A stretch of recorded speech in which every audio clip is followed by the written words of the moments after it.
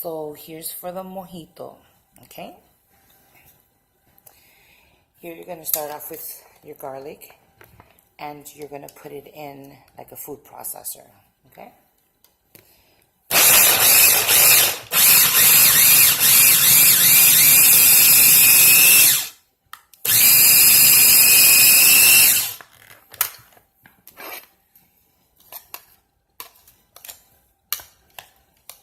You don't want it you don't want to put it in a blender because the blender is going to make it creamy. I mean, some people like it creamy. It all depends. It's gonna get creamy eventually, but you see it's kind of like minced after you get it like that.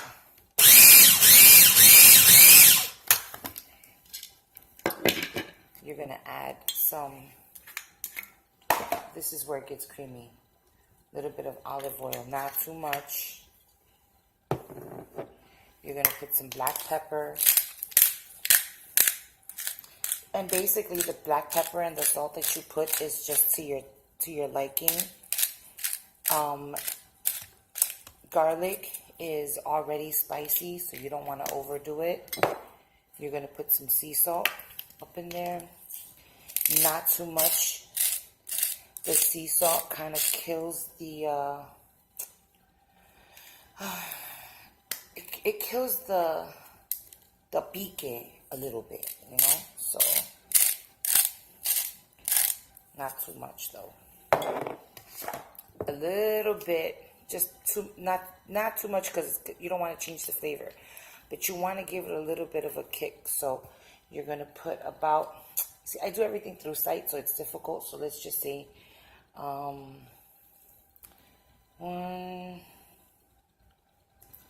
2, let's say like 3 caps.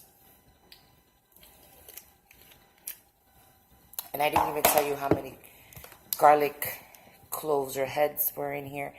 I would say there was about 3 garlic heads, whole heads, are up in here. So you're going to go ahead and put it back in there.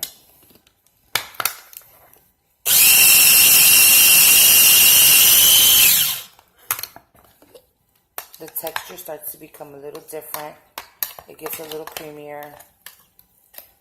This is when you can start adding the oil, a little more oil, just so that it can get a little more creamy. If you don't want it too minced, because you're going to add a lot of oil at the end anyway.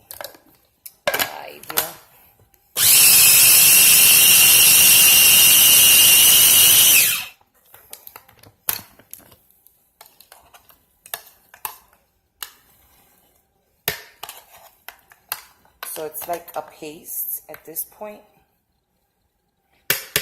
but it's like a chunky paste. It's not too creamy. There's still some chunks in there. Oops.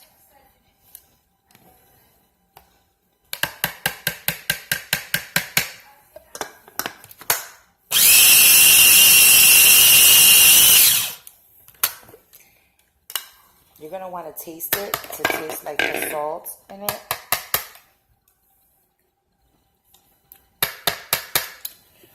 The salt kind of gives it a little bit of a sweeter taste.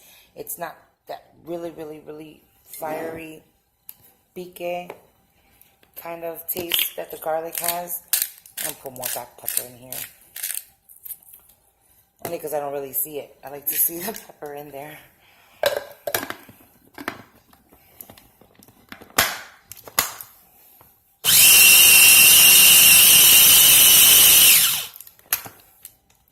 That's good enough. So that is how you make the mojito.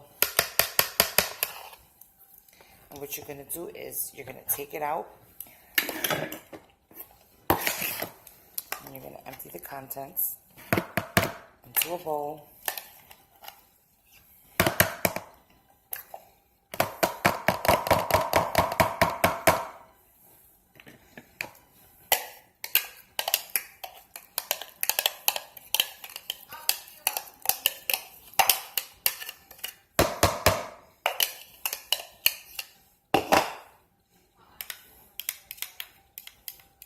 This is good to do when you're like getting ready to cook so that you can take all the excess garlic that's here and just kind of like stir it up in the pot.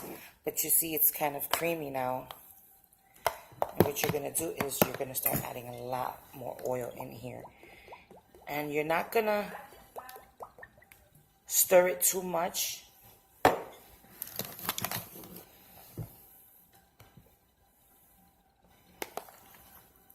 You know, because you don't want to really mix it, but you kind of want to break it up.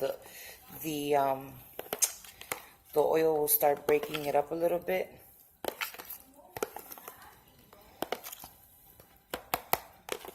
So it kind of looks like cottage cheese in a way. That's your mojito right there. That's the way I like to make my mojito. See, and even if it looks like it's all mixed up in there, there's still some oil running around.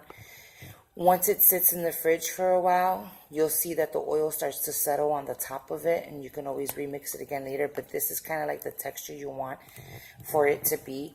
This is really good to spread on your tostones. It's good for you to cook, throw it in your beans, throw it in your rice. It also preserves the garlic for a really long time, because you know garlic tends to go bad after a while. Depending on how you store it, it'll grow roots or whatever. But that's this right here, number one for a lot of things. Again, it's a good garnish if you're making steak, if you're making pernil or whatever. This works as a really, really good marinade. So you can use this as well. Love it. That is the mojito. Okay? Stay tuned for some more.